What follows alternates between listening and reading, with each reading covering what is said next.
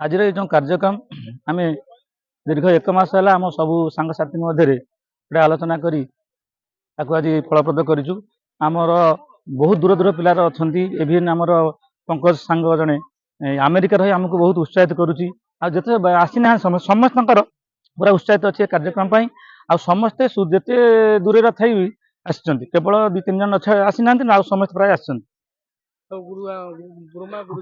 सी तो गुरुजी गुरुमा सहित से आज तो कार्यक्रम समस्त गुरुजी गुरुमा को निमंत्रण करूँ।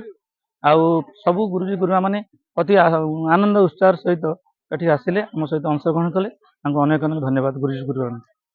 बंधुटे दिनटे आम बहुत चेष्टा प्रचेषा पर आम बहुत 1995 मसीहा बैच सब सांग मान एकाठी कर बंधुगण आम सुपरी भाव में परिचालित करूँ। आउ सार मान डकईक एक सभा करूँ। सभार आम भल सफल हासिल कार्यक्रम कलु। आगामी दिन में यहाँ जारी रही आर वर्ष जारी रही।